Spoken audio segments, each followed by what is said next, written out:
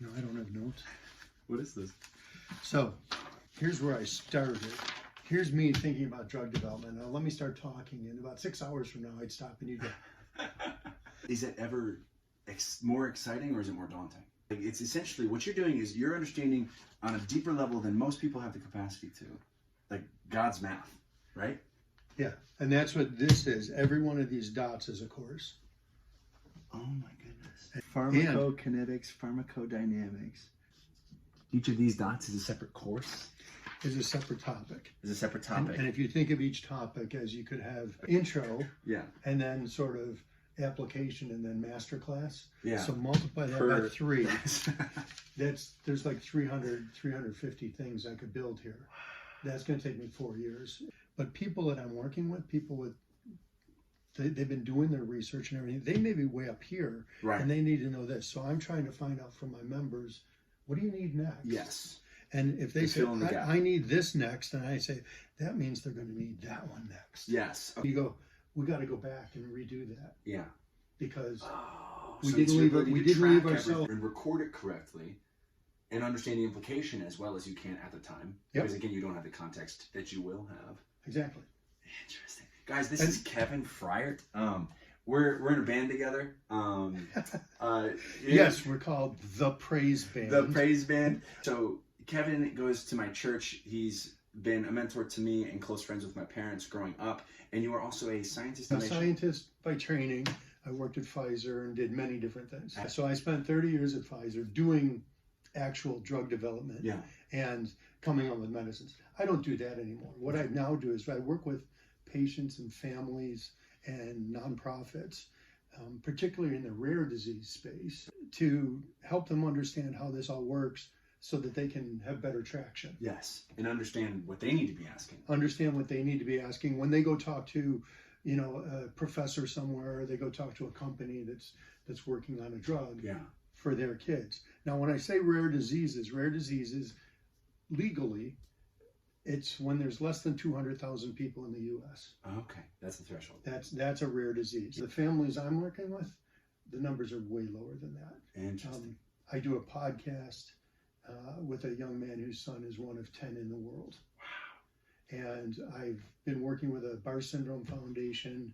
They've got around 300 boys in the world that have the disease. The families that you're talking to, their kid now has something that they don't have an answer for.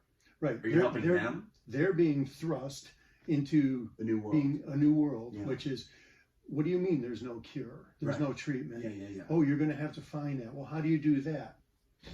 It takes 15 years, and they go 15 years. My kid's supposed to die in 3. Right. So how can we help them learn faster than that 15-year process? Because they can't learn it by experience. Right. You see some really sad things, and then you see some amazing things, and then you see sad things. Just back and forth. You're on a roller coaster all the time. And so personally, my faith is central to it. But this isn't a moment to be proselytizing. Right. You don't hit somebody. They need the technical data. You can't give them. You don't hit somebody with, gee, it's your faith. The guy I do my podcast with, he'll probably see this. And we'll tag the podcast in this so that you guys can get a hold of this. It's called Raising Rare. Raising Rare. FM. Awesome. Cool. He's Hindu. Okay. And when they first found out about his son, they went deep into prayer. Like their whole family praying all at once and everything. Yeah. And they just, after like a year and a half or so, it's like, maybe we should do something too. And so he's a brilliant guy, a software developer, and he thinks completely differently about the world than I do. Yeah. And so he's able to look at the problem and say, well, what if we tried this and do some shortcut that software developers do? Yes. You know? Kind of alchemy with this practices. And he just spoke to, if you don't come from a family of faith, prayer is a kind of a foreign notion sometimes. But what I have found, and I think as a scientist you would appreciate, when I pray and discuss into this metaphysical spiritual world, usually it's the clarity that comes from that after that is the actual answer. Here's what I now need to do based on what I prayed about and the clarity I was given, and we would call that God. Yeah. And anyway, so just there's a practical application. It's a process. It's almost like you're journaling with the cosmos, and that process is helping you work through it so that you can have more peace and calm to answer it. I'm trying to translate what we've been grown in. Let me take another angle at this. What all these families that I meet find is that they've been hit with something terrible. Yeah. And they grow from it.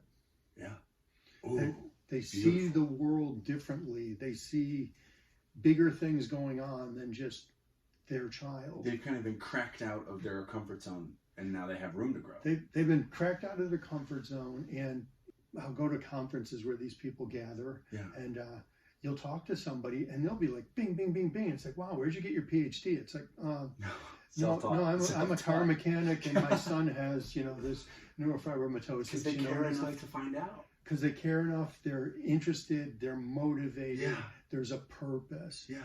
And then there's another question you ask these people and say, well, if you could make it all go away, would you? Would you? And the answer usually comes back as, if I could fix my kid right now or fix my own disease, yes, absolutely. Would I ever not want it to have happened? It'd be like, no, this has been like the definition of my life, and it's given me something so much bigger than what I thought was important. Yeah. And so they just grow and grow and grow. That's beautiful. You can speak to this reality with such technicality so that when you add your art to it, it will resonate. And so not only is that going to really bless people, what would you tell a family who's seeing this, who feels isolated in the rarity of their medical circumstance, and you want them to reach out to you, or at least start asking the right questions? So that's actually the number one thing that everybody who goes through this encounters. Yeah. Oh my gosh, we have something and we're the only ones in the world. What do you do? You're not. Okay. There's 30 million Americans that have a rare disease. Yeah. So there's 30 million people out there who may not have your disease. Yeah.